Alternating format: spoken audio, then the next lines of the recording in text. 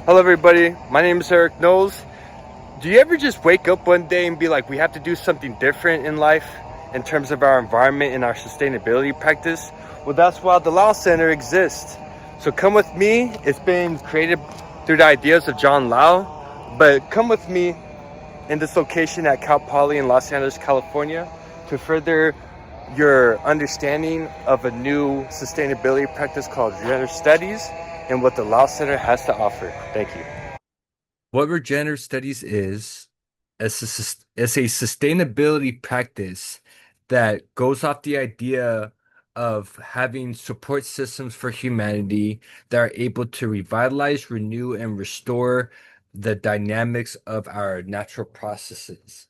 This has to do with the ecology, with the water bodies, with the soil, with the air, everything that has to do with the earth and life, including animals as well. The man that created the concept or the actual idea of the Lyle Center was John T. Lyle himself. He was a architect graduate in 1976, and he worked at Cal Poly as well. And he had a vision where students would live on campus and live in such a way with renewable energies and resources where they will have no type of environmental degradation. And also, he envisioned a holistic approach for these students to encompass a system where they're working together. And he envisioned this as a concept at the Law Center to be used in the greater society for humanity as well. This is a layout of the Law Center. This is the east end. This is the west end. This is the south to north direction. So I am sharing more about the Lao Center because I want more awareness about this location at Cal Poly Pomona. And through doing so, I'm using information to replace power, which is John T. Lyle's sixth regenerative strategy that he developed. And pretty much as I bring more awareness about this, the Lao Center could be revitalized and actually be used a lot more efficiently if more people understood that there's access to something like this. Now, coming back to the actual layout of the Lao Center, when you walk in, you're going to get to this point where it says welcome. You can either go up to 12, 10, 11, and this is where polyculture and mulching right here happens. And then you have an old solar panel, and it's really ginormous. It used to work, but doesn't anymore. And they're actually building a greenhouse right here. And then you come back to 8 or 9. This is where they have an old, it's not old, but you know what I mean. They have a hay, uh, a dough made out of hay, and it helps with heat retention and coolness retention. And this is also another adobe right here where they have student housing and classrooms right here, and there's actually an earthen structure where it's built into the slope of the hillside right here where it maintains its coolness. And I actually have had a substantial amount of classes in that building, and it does stay absolutely uh cool or warm, depending on how we use our heat distribution. And then you come right here. This is where they have more living quarters. I've been in there a couple times. It has really high roofing to distribute heat when it gets really hot. Then you have these water beds where they wanted to grow their own fish, but it's been a hard take.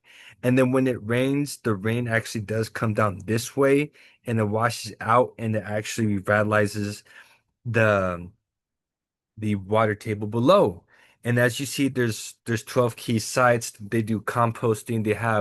Um they have solar panels. They have regenerative agriculture, which is also polyculture.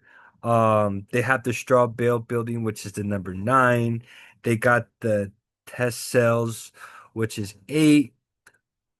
And they don't have this around anymore, but back in like 2019, they had the test cells, and it's pretty much they're trying to understand what type of like buildings and how to like make a certain structure to like and how it functions with like heat distribution and other factors. Um, then you could also you just have to visit is what I'm saying. Like there's so much potential into this facility at Cal Poly Pomona. So one thing that's amazing about the Lyle Center is that they do offer currently a master's in regenerative studies and a minor in regenerative studies. I actually participate in the minor program and it's actually a phenomenal program. The thing that they're doing, and I heard this through the program director, that they're actually going to make it called something similar to regenerative studies and sustainability practices, something within that line within a year or so. Um, and tell your family, tell your friends, you have a little cousin, a little sister or brother that's getting into college. You need to tell them about this, and and they're thinking about coming to Cal Poly. This is the next thing. Like, I'm bringing more awareness because I want to see this outdoor laboratory grow through my own personal experience it has given me an upper hand to come to fighting climate change through different perspectives and different practices I would have never heard of if I did not take any of the regenerative studies courses. I hope everyone enjoyed this video. There's so much potential at the Lyle Center at Cal Poly Pomona. If you have some time, go look it up, visit it. It's actually a phenomenal place to go. There's a lot of help that needs to be done to this program, and I want to be a lifetime committed person to this program because this is a pinnacle point. The Law Center and the Regenerative Studies topic and the actual field of it is going, I really do believe it's going to grow. And being from Cal Poly Pomona myself, like I do think that there's a lot of untapped potential into this program. I will be leaving the link to the Law Center page and feel free to look at it, look at their past activities, their past events. Um, and things are just really tough for the Law Center because there needs to be more understanding and information out there about the Lao Center.